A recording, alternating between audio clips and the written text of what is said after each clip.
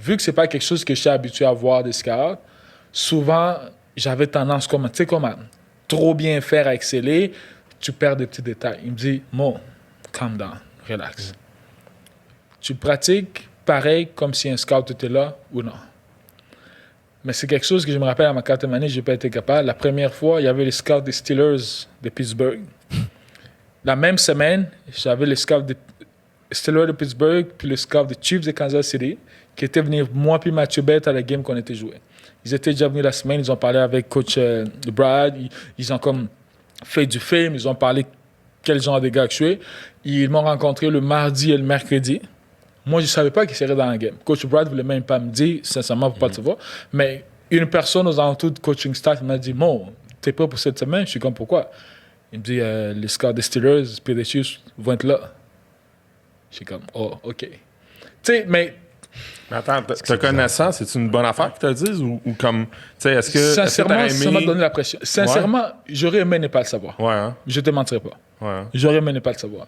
Parce que là, non seulement ça, tu sais, en plus, certains games universitaires, like prime time games, souvent Laval-Montréal, puis chaque équipe a comme une game à la télé.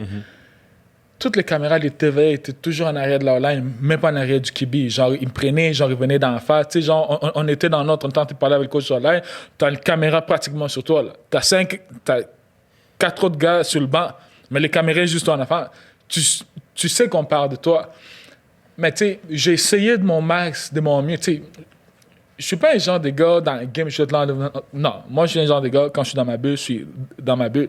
Mais tu sens toujours que l'attention est sur toi et que tu n'as pas droit à l'erreur. Parce que t'es comme, if you want to be great, you have to play against the best. Puis je savais que le meilleur defensive end était Mathieu Bett.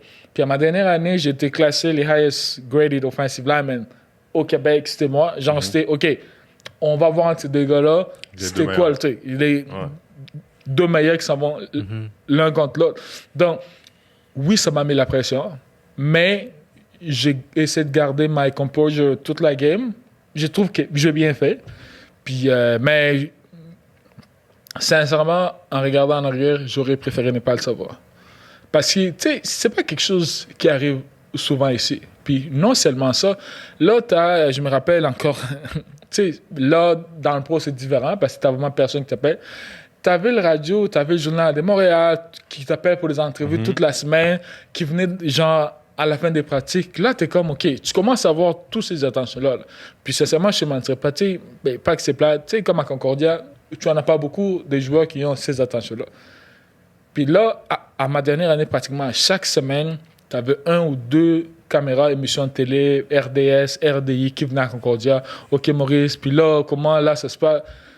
Ça commençait un peu à prendre ma bulle un petit peu. Tu sais, c'est sûr qu'au départ, tu dis, OK, j'ai jamais eu ça. Tu sais, c'est le fun, j'ai de l'attention. Mais à un certain point, tu es comme, I just want to play my game and go home.